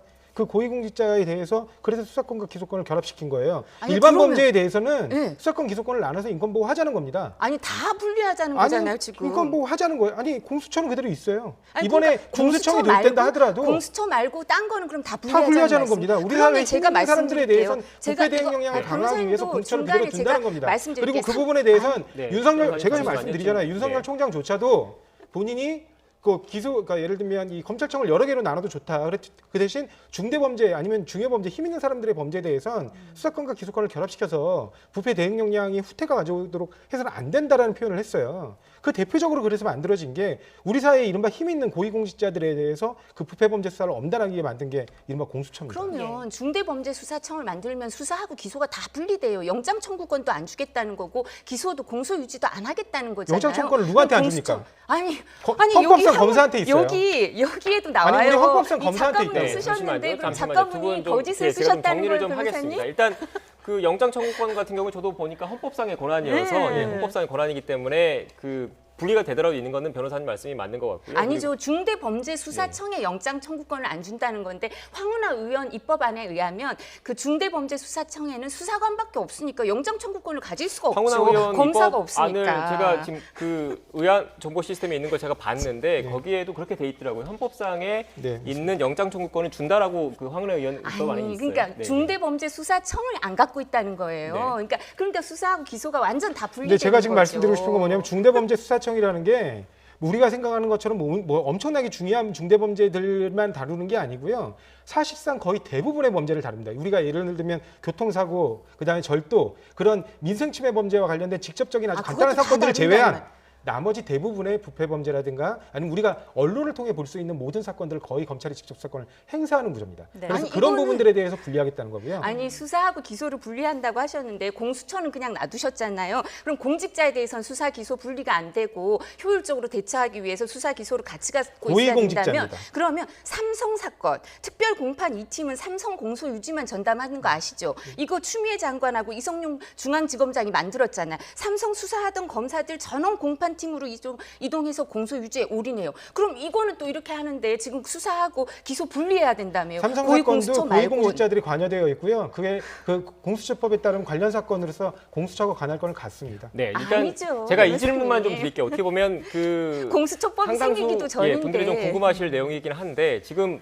이두하 변호사님 말씀하신 것도 지금 그 검찰의 수사 범위가 줄어든 지 2달밖에 안 됐는데 이렇게 급하게 추진할 필요가 있느냐, 뭔가 정치적인 목적이 있는 건 아니냐 이런 말씀이신 거지 않습니까? 그리고 거기에 보면 연장선상에서 일부 또 제기하시는 게 검찰이 갖고 있는 이른바 6대 범죄 수사와 관련해서 그 이거를 수사권과 기소권을 분리하자는 게 현재 여권이 추진하고 있는 건데 사실상 그 추진하면서 그 검찰의 과도한 권한 남용에 따른 폐해 또 일반 국민의 인권을 보호하자는 차원에서 추진을 하시는 거지 않습니까? 맞습니다. 그런데 이 6대 범죄를 저지르는 사람들과 일반 국민들과 과연 얼마나 관계가 있을까라는 또 의구심을 제기하시는 분들도 계시더라고요. 여기에 네. 대해서만 좀 마지막으로 간략하게 좀 말씀 부탁드립니다. 네, 뭐 그렇게 보실 수도 있어요. 근데 일단 그 기본적인 전제는 뭐냐면 지금까지 우리나라 검찰이 그러면 그러한 중대한 민생 침해 범죄들, 대규모의 그리고 그런 이른바 중대 범죄에 대해서 제대로 대응 역량을 갖춰서 수사해 왔느냐? 그렇지 않습니다. 굉장히 많이 실패한 수사들이 많습니다. 근데 그러면 해외 선진국들 중에 그렇게 수사 기소권이 분리된 나라들은 그러면 그런 부분에 대응을 다 우리 한국보다 후퇴하고 잘 못해왔느냐? 그렇지 않아요. 왜냐하면 그 실제로 수사권과 기소권이 분리된 많은 나라들이 이른바 북유럽 선진국들입니다. 그리고 실제로 또 우리가 그 예를 들고 있는 뭐 미국이라든가 뭐 독일이라든가 이런 데서는 사실상 수사관이 없어요. 그래가지고 예를 들면 증권범죄 같은 경우는 SEC랑 굉장히 긴밀한 협조와의 수사를 하거든요. 근데 변호사님 말씀하시는 거는 잘못된 부분이 실제로 있어요. 전문성을 취하고 있는 네, 이번에는 이두하 변호사님께 발언을 좀 기관들하고 함께한다. 제가 언론 보도에 따라서 그 자료를 갖고 말씀을 드릴게요. 2017년 OECD 국가 35개국 중에 검찰이 수사권을 가진 건 27개국이에요. 그중에 나머지 8개국 중에서도 두 개의 나라는 수사 지휘권이 있어요. 그리고 엄격하게 수사와 기소가 분리되어 있는 건 6개국밖에 없어요. 그러니까 많은 나라 이런 표현은 적절치가 않고요. 그중 하나인 영국도 이제 저희가 이걸 중대범죄수사청이라고 해야 될지 특별수사검찰청이라고 해야 될지 모르지만 SFO가 수사권, 기소권 같이 갖고 그게 우리 있어요. 공수처입니다. 네, 그러니까 이게 공수처가 아니고 공수처예요. 중대범죄수사청이라고 해요. 딴 분들은 아니 언론에서. 거기가 실제로 뭐냐면 그 고위공직자의 부패 범죄를 제외한 나머지 그 범죄들을 또 수사하기 위한 게 이른바 CPSI라고 또 따로 있고요. 그다음에 제가 한 말씀만 여쭤볼게요. 네. 영국은 경찰이 영장 청구권이 있습니까 없습니까? 아니 변호사님, 기소권이 있습니까 없습니까? 다 있습니다. 그러니까 왜 경찰이. 영국 갖고만 얘기해요? 지금 아까는 북유럽의 많은 국가라며 제가 얘기했잖아요. 지금 영국 사례를 들으셔서 제가 말씀드리는 35개국 겁니다. 중에 27개국이 검찰이 수사권을 갖고 있고 그 27개국 안엔 이렇게 다양한 모습들이 있다는 중에 겁니다. 네, 제가 좀 이 부분을 또 다시 한번 좀 있다니까요. 정리를 좀 하겠습니다. 워낙 첨예하게 갈려 있어서 네. 지금 영국 사례 말씀을 하셨는데 저도 좀 자료를 찾아보니까 그 이두하 변호사님께서 말씀하시는 거 그건 것 같아요. 그 여권에 수출하는 게 수사권과 기소권을 분리하는 게 이른바 글로벌 스탠다드다. 네. 주요국들이 많이 하고 있다라는 취지의 말씀이신 것 같은데 변호사님 그게 아니라 뭐 미국, 독일, 대륙법 체계인 독일과 일본, 뭐 미국 같은 경우에도 검사들이 수사권과 기소권을 함께 갖고 있는 경우도 있다라는 말씀이신 거잖아요.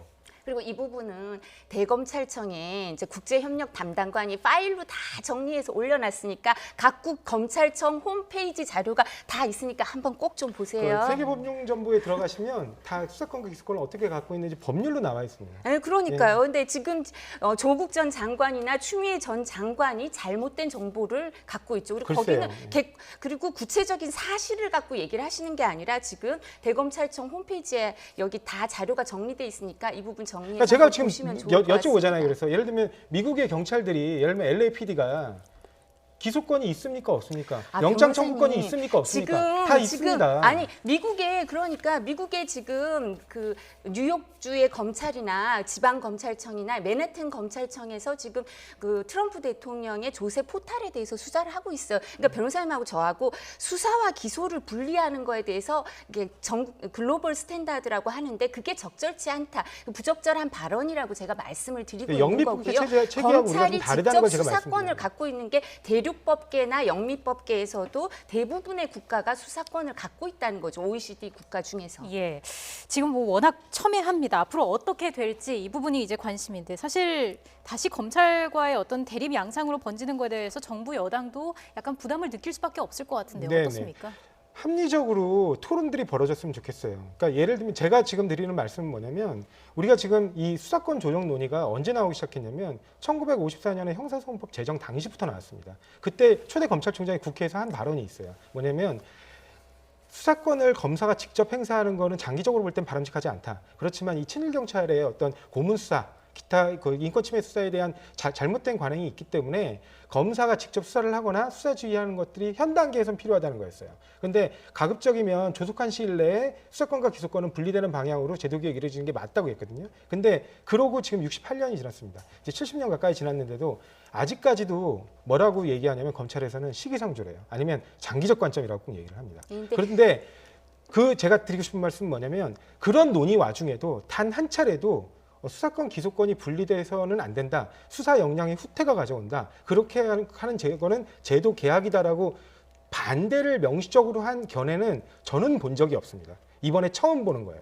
저는 네, 제가 사법개혁 변호사 잠시만요. 저희가 3시쯤에 백신 이상 반응과 관련해서 긴급 브리핑이 열린다라고 예고를 해드렸는데 일단 브리핑이 열리긴 열리는데 조금 지연되고 있는 것 같습니다. 이 백신 관련해서 긴급 브리핑은 준비가 되는 대로 바로 현장 연결하겠습니다. 저는 국회에서 사법개혁 특별위원회 위원을 했어요. 근데 변호사님 한 번도 본 적이 없다는데 저는 봤고요.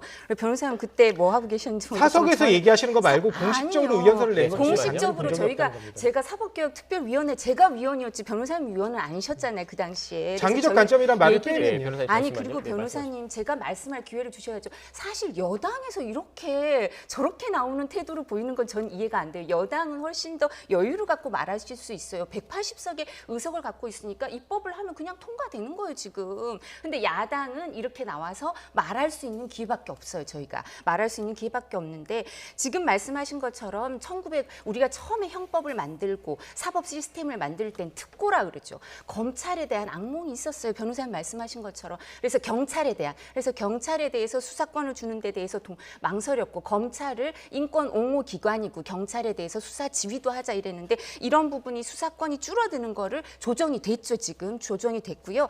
근데 지금 복잡한 범죄에 있어서는 수사권을 부패 범죄나 복잡한 사건은 검찰이 수사에 초기부터 개입하는 게 글로벌 스탠다드예요. 이거는 유엔의 형사사법 핸드북 시리즈에도 나옵니다. 네, 감사합니다. 지금 두 분 다 입장이 좀 첨예한데 다음에 좀 기회가 될 때 다시 한번 모시겠습니다. 네, 앞서 말씀드린 대로 백신 관련해서 긴급 브리핑이 진행되고 있는데 잠시 후에 바로 현장 연결하겠습니다.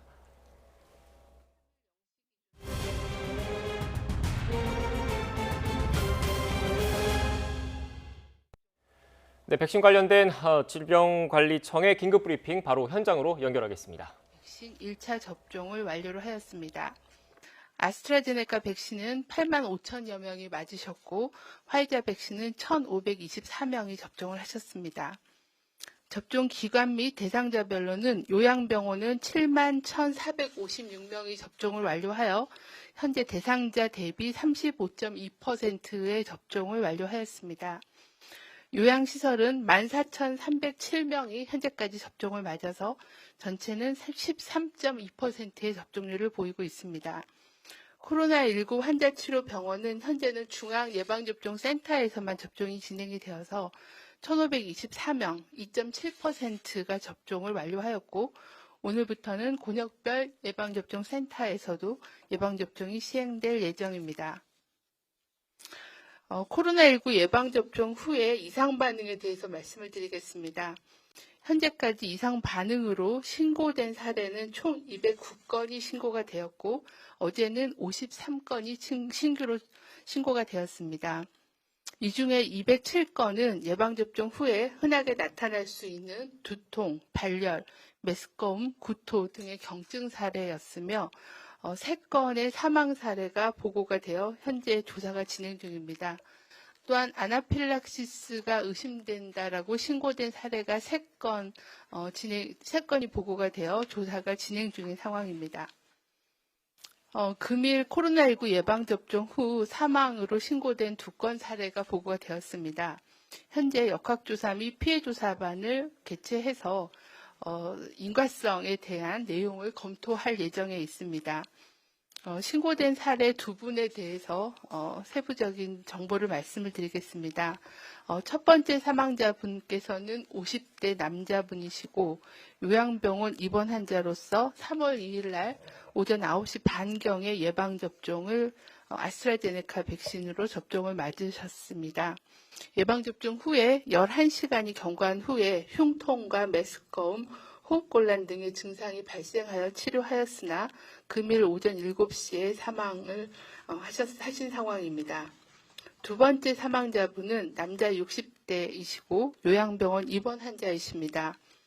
2월 27일 2시 반경에 아스트라제네카로 예방접종을 맞으셨습니다.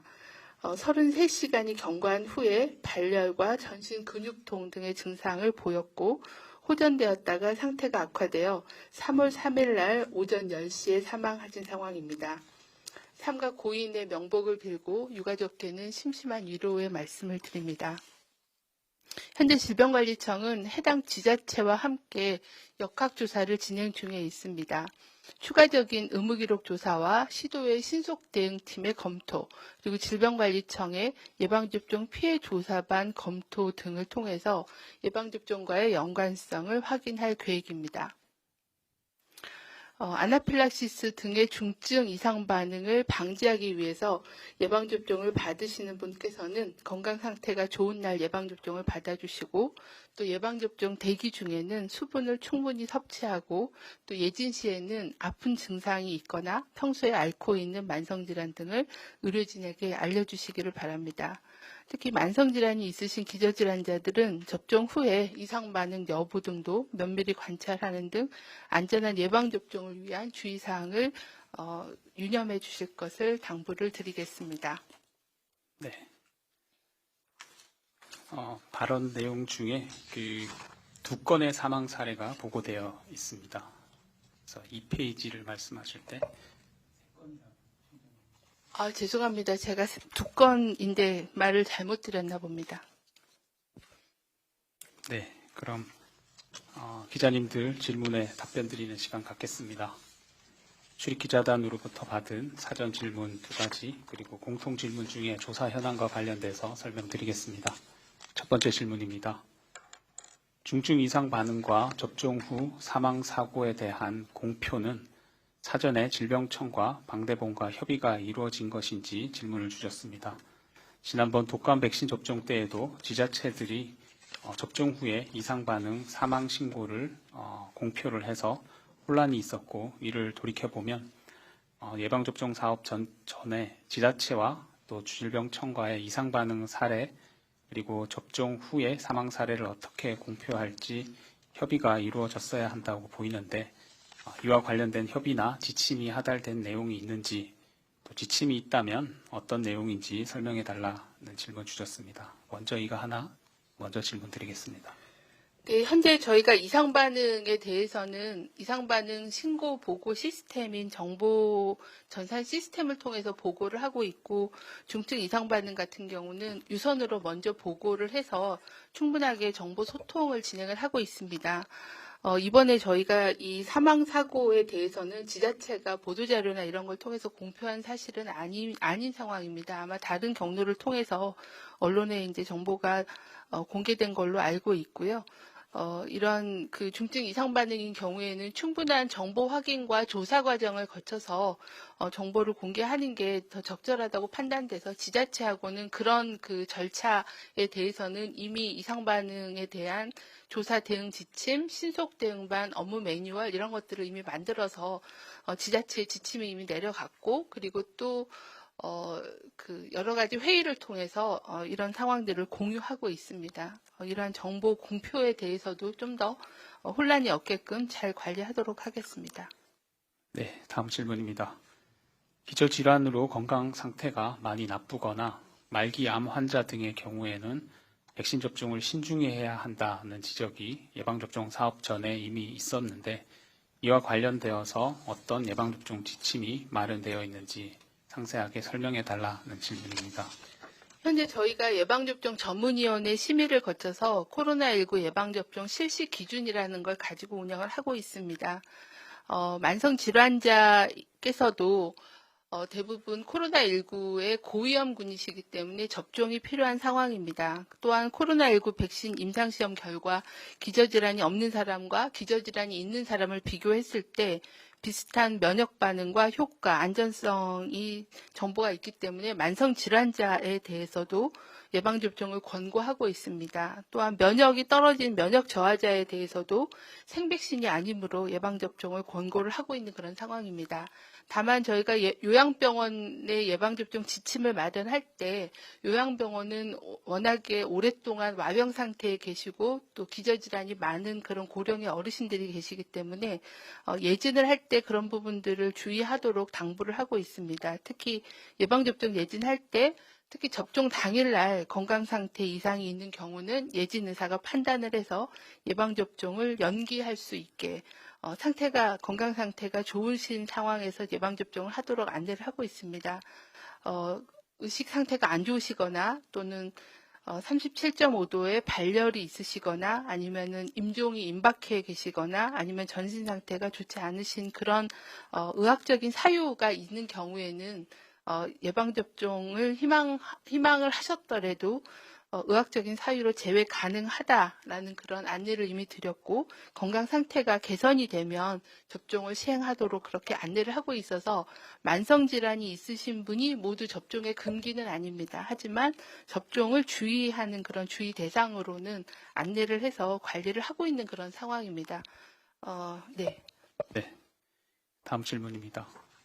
백신 접종 후에 사망 사고를 포함해서 이상 반응이 발생했을 경우에 향후 가장 큰 쟁점은 이상 반응과 백신 접종 간의 인과성 여부일 것이다라고 기자님이 설명했습니다.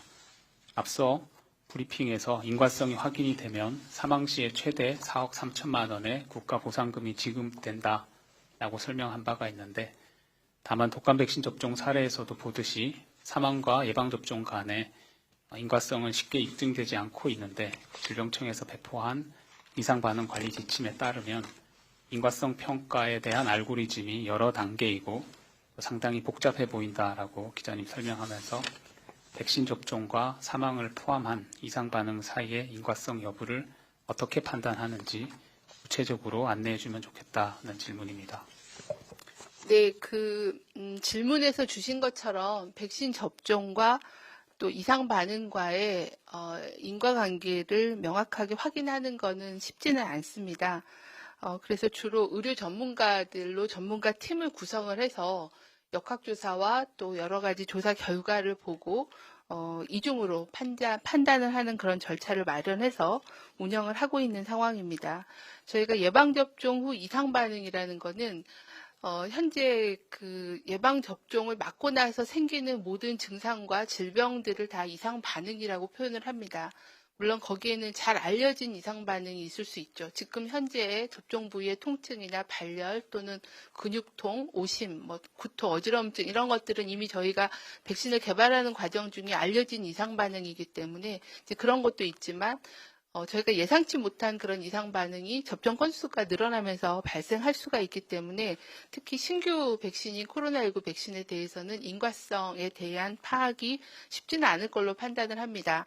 다만 저희보다 이제 예방접종을 많이 시행한 현재 전 세계적으로 2억 명 이상의 예방접종을 받은 상황이고 각 국가에서 한 달 정도 운영한 예방접종 후 이상 반응에 대한 분석 결과들을 많이 내고 있습니다. 그래서 그런 결과들을 저희가 좀 참조하고 또 개별적인 그런 내용을 거쳐서 이상 반응 여부, 인과성에 대한 판단을 합니다. 그러니까 이상 반응으로 신고된 건 맞는 거고 이게 백신과의 인과성이 얼마나 있느냐에 대해서는 그런 기존 자료와 전문가들의 판단을 통해서 판단을 하게 됩니다.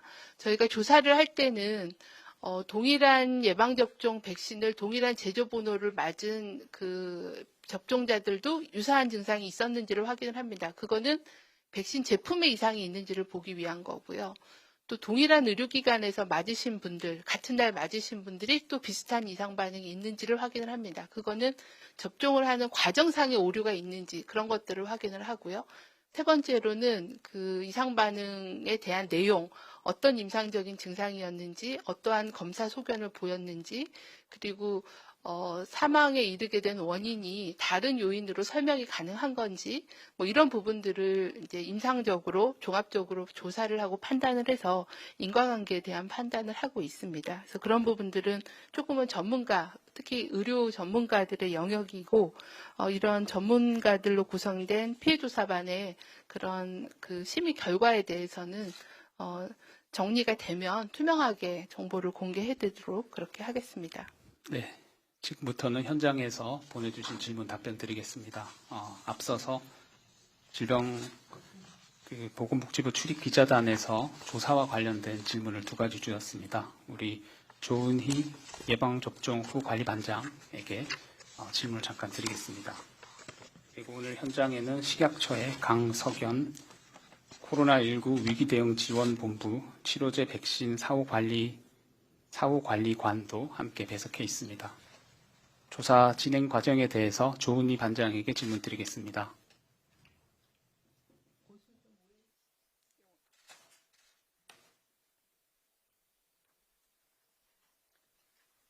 일단 질문을 제가 좀 먼저 받고 네. 필요하면 국장님에게 넘기겠습니다. 경기도의 자료에는 아직 나와 있지는 않습니다. 경기도의 백신 2건의 이상 반응에서 에피네프린 주사를 하였는지 질문을 주신 바가 있습니다. 네. 저희 국장님이 답변 드리도록 하겠습니다. 조은희 접종 후 관리반장입니다. 네, 현재 2건에 대해서는 아마 여러 가지 이상 반응이 있을 때 각 병원에서 응급 조치를 하였습니다. 그래서 현재 지금 저희 지자체 역학조사관과 중앙역학조사관이 현재 역학조사 중이어서요. 아마 현재 중간 보고에는 아마 기본적인 응급 조치 등을 다 실시하여 만약에 그게 뭐 아나필락시스 같은 증상이 있었으면 여러 가지 에피네프린을 조치하였다고 봅니다. 네, 그리고 자료에는 없습니다. 공통 질의로 보내주신 내용인데요. 요양병원과 요양시설에서 하루에 사망자 규모가 어느 정도 되는지 궁금하다 질문 주셨습니다. 예. 전체 축에는 나오지 않지만 혹시 상황이 발생한 곳에 대한 조사 내용이 있으면 부탁드립니다. 네, 아마 전국적인 요양병원마다 월 사망 평균이 다양합니다만 현재 지금 발생된 요양병원에서는 한 곳에서는 한 5건 월 그리고 한 곳에서는 한 7건 이상의 사망자가 발생을 하고 있는 것으로 그렇게 지금 저희가 분석하였습니다. 네, 현장 조사와 관련된 질문은 여기까지 드리고 다음은 청장께 질문 드리도록 하겠습니다. 네, 첫 번째 질문입니다. 한국일보 임소영 기자님 질문 주셨습니다. 요양병원이나 요양시설 또 의료기관 등에 백신을 전달한 후에 며칠 안에 접종을 완료해야 한다라는 의무 조건이 있는지, 있다면 각 기관별로 접종 기간을 얼마인지, 그리고 왜 특정 기간 안에 접종을 완료해야 되는지 설명해 달라는 질문입니다. 네, 현재 요양병원, 요양병원에 대해서는 저희가 백신을 배송받고 가능하면 5일 이내에 1차 접종을 해달라고 그렇게 요청을 드렸습니다. 하지만 또 종사자들께서 예방접종을 맞고 또 이상 반응이나 이런 걸로 좀 업무 공백이 생길 수 있기 때문에 그런 점들은 좀 감안해서 분산 접종을 하도록 또 안내를 하고 있어서 가능하면 이제 조기에 예방접종을 받으실 수 있도록 그런 목적으로 안내를 그렇게 드렸고요. 요양시설의 경우에는 현재 의료지인이 없고 위탁 의료기관이나 보건소 방문 접종팀이 접종을 해야 되고 또 종사자들이 방문 접종을 하기 때문에 언제 안에 접종을 해야 된다라는 기한을 정하지는 않았고요. 3월 31일까지 한 달 안에 접종하는 걸로 그렇게 계획을 갖고 보건소와 위탁 의료기관의 어떤 접종 상황에 따라서 접종 날짜를 지정해서 접종을 진행하고 있는 그런 상황입니다. 그래서 요양병원에 대해서는 그렇게 안내를 해서 진행을 하고 있는 상황입니다. 아무래도 고위험군들이 많이 계시는 그런 위험한 그런 상황이기 때문에 좀 더 신속하게 접종을 받으실 것을 공고드린 사항입니다. 네, 현장 질의는 10분 정도까지 받고 그리고 추가 질문은 위기소통팀을 통해서 답변 드리겠습니다. 2번째 질문입니다. 한겨레 최하연 기자님 신고 사례와 관련돼서 질문 주셨습니다. 신고된 사망 사례와 아나필락시스 의심 사례는 모두 서로 다른 개별 사례인지 질문 주셨습니다. 네, 오늘 그 보도자료를 통해서 안내해드린 아나필락시스 의심 사례 3건과 사망 신고 사례 2건은 다른 보고 사례이고 내용이 다릅니다. 다만 아나필락시스가 의심된다고 신고한 사례에 대해서는 제가 세부 정보를 확인하고 있으나 확인하고 있고 2명은 회복이 돼서 귀가를 하신 상황이고 한 분은 아직 관찰 중에 있는 그런 상황입니다. 네, 다음은 KBS 우한솔 기자님 질문입니다. 인과성을 확인하는 데까지 얼마나 시간이 소요될 것으로 예측하는지 질문 주셨습니다. 60대 남성 사례의 경우에는 평택시에서는 접종 다음 날부터 기자님이 설명하신 내용입니다. 혈압 저하, 전신 무력감이 있었다라고 설명했는데 이는 중증 이상 반응에 해당이 안 되는 것인지 어제 0시 기준으로는 경증 이상 반응 신고만 있었다라고 설명했는데 이 같은 이상 반응은 중증 이상 반응 신고로 포함이 안 되는 사유가 궁금하다 질문 주셨습니다. 저희가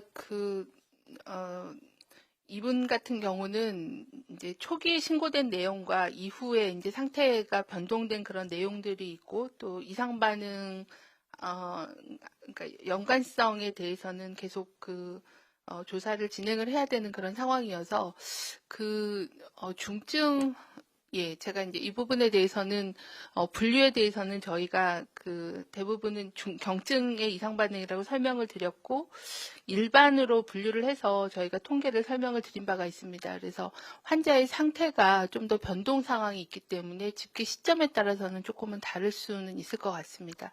저희가 중증도에 대해서는 상세하게 안내를 해드리지 않고 일반적인 이상 반응과 아나필락시스 사망 사례 이렇게 분류를 해서 통계를 내드리고 있기 때문에 조금 분류상의 문제 설명에 대한 그런 문제인 것 같습니다.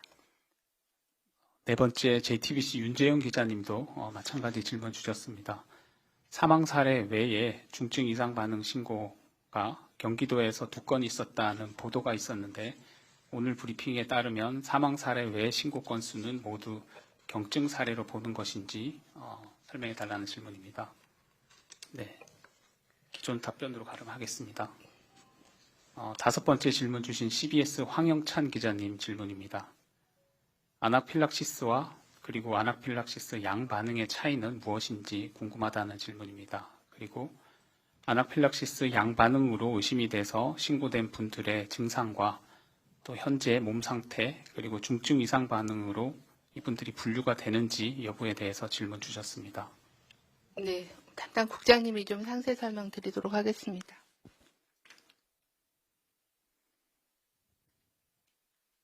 네, 조은희 반장이 설명드리겠습니다.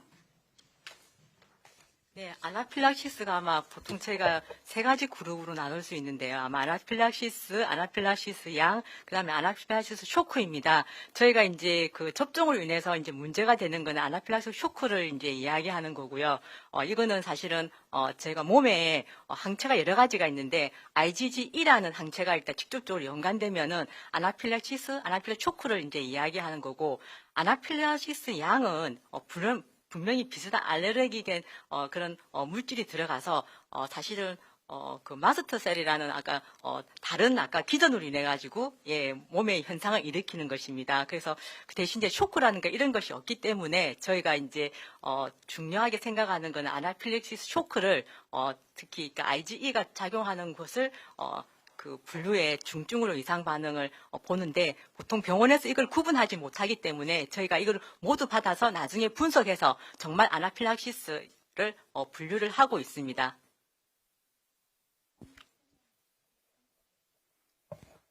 네, 그래서 현재 아나필락시스 양이든 아나필락시스 쇼크든 그렇게 들어오는 거는 지금 중증 이상 반응으로 분류하고 나중에 저희가 월간, 주간 분석을 했을 때 다시 이 부분을 정리해서 경증으로 분류하고 중증으로 다시 세분화해서 분류를 하고 있습니다. 3명의 지금 상태는 아까 2분은 지금 호전되었고 한 분은 지금 요관찰로 지금 저희들이 현재까지 보고받고 있습니다. 네. 6번째 질문입니다. 국민일보 최예슬 기자님 질문입니다.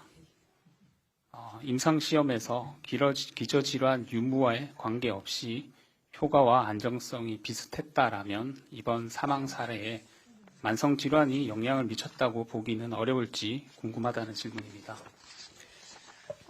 현재 그 사망 사례에 대해서는 조사가 진행 중이기 때문에 뭐 사망 원인이나 이런 거와 인과성을 단정해서 말씀드리기는 좀 어려울 것 같아요.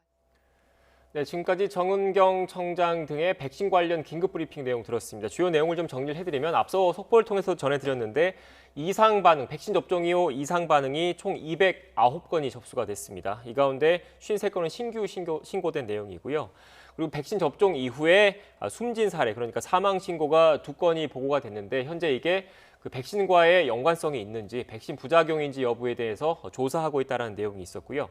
아나필락시스성 의심 사례 역시 3건이 보고가 돼서 현재 세부 정보를 확인하고 있다는 내용을 전해드렸습니다. 네, 방역당국의 긴급 브리핑 전해드렸습니다. 이 자리에서 나온 내용들은 또 이어지는 뉴스에서 자세히 전해드리겠습니다.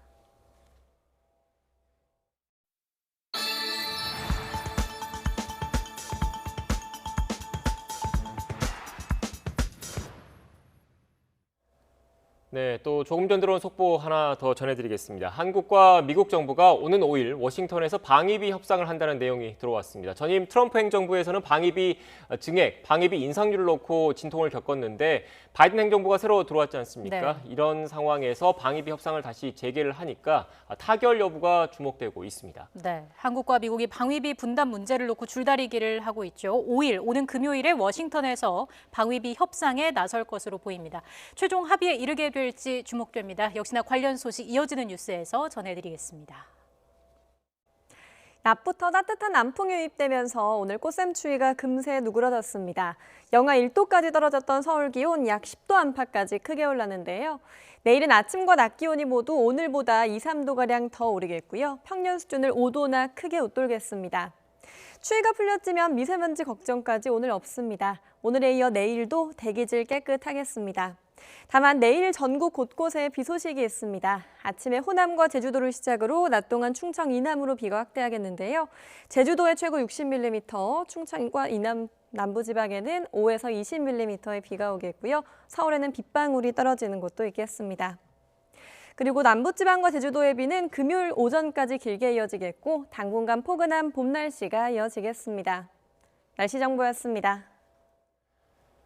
더 뉴스 마치겠습니다. 시청해주신 여러분 고맙습니다.